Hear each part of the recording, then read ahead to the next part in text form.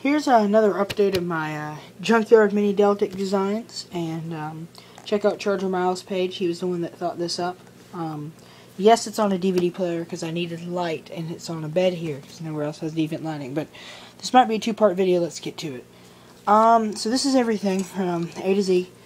Basically, Deltic engines were used in trains and I believe some boats. It's an opposed piston engine, meaning that I have my magnifying glass out. You have a piston here and a piston here. Where is my pointer? There. They come together, meaning they squish together and double compress, and they expand together, drawing in double the amount of air. So it's this kind of motion. Anyhow, and you would take 3 V6 engine blocks. Cast iron, I've decided, would probably work the best because it's easy to weld off of. And I'm also thinking a cast iron, and it has to be a 60 degree.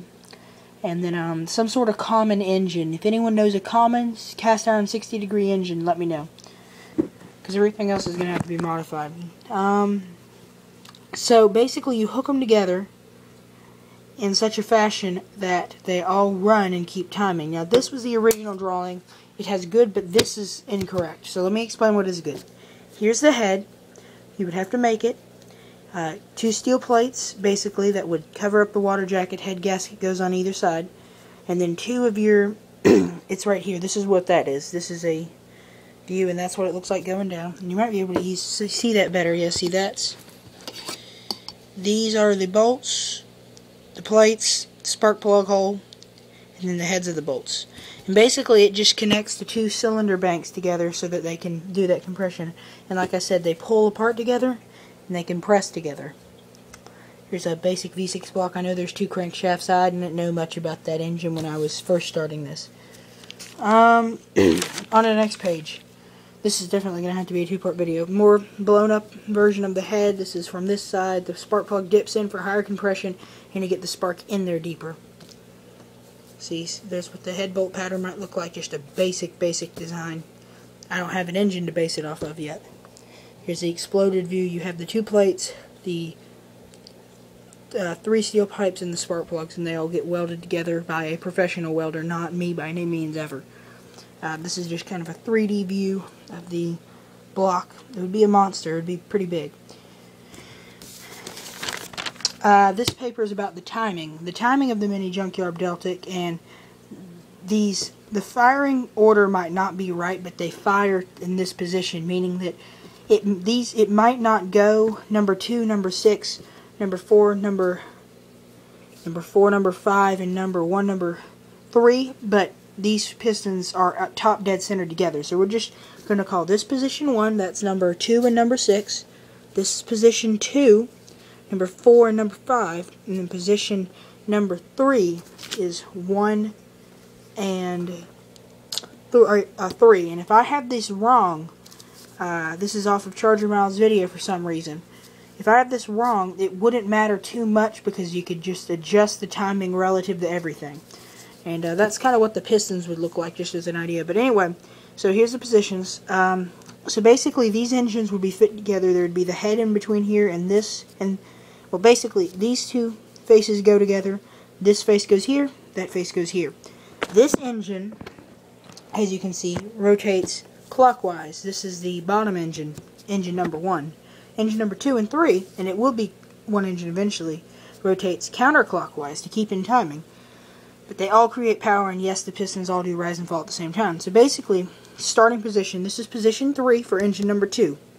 Engine number 3 is in position number 1, and engine number 3 is in, no, excuse me, engine number 1 is in position 3.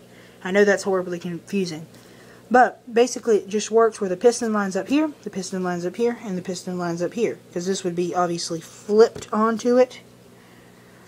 And then they all work, and you time them together where this is timed to a 1-to-1 ratio with these 2 engines, and it's just reversed with an idler gear. Also, the one side, for example, of this block would be an intake port or intake bank, and this would be an exhaust bank.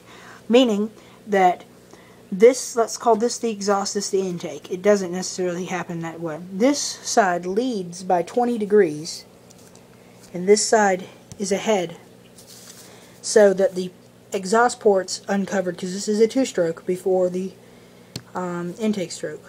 So, or not intake port, sorry. So this one leads and pushes it down, and the exhaust ports might be like right there. So it all leads. And this is the hardest part to grasp, I know, but I did eventually get it. So that's it for timing. Then we go on to, this is kind of, I got ahead of myself, but don't worry about it too much. Basically, I thought the only thing that I could maybe put this engine in ever, if I ever did want it to, you know, cruise for 5 minutes down the road and just make some loud noises, would be a flatbed pickup truck, take out the front engine, use it for storage, and then hook this up somehow. Mount it in there, because see, that's the Deltic. That's not too important, that's way ahead of ourselves. So, here's how you would fuel delivery and exhaust. There's two ways to do this. Charger miles seems to lean towards this one, while I lean towards this one. Mine's more complex, but overall it would give you better performance.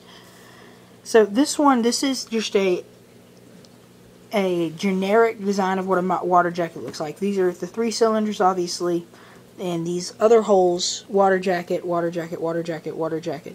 So what he proposed is that you just drill ports, and let me get my magnifying glass out. You drill ports into the side of the cylinder going into the water jacket, and use the water jacket as a kind of manifold, and then off of the water jacket just have a pipe mounted, and this one's an exhaust as an example, but it would be the same principle for an intake, except you would have the carburetor mounted on the side, or if you were using one large carburetor, have another manifold going to all 3. Now, this is an example of an exhaust side, and this is my design. So, well, first off, cylinders, water jacket, same deal. I'm losing it. So on this design, the ports do not go straight into the water jacket. They go to these pipes, and there would be pipes all the way around, and I have another drawing of this later. That goes to a manifold that goes outside the water jacket, so the water jacket can still be used for cooling, because in this design you can't have a water jacket, which means it's going to overheat really quick. So this, you would have 3 of these all around, and I would imagine you'd have to have it double-sided, and I have another video, or not video, it's this right here kind of explaining it better, and this is ahead of myself, so I'll come right back to that in a minute. As far as my design goes, it might not be possible to go straight through the side of the block to get to the water jacket, such in this thing. See, this one goes, have it going straight.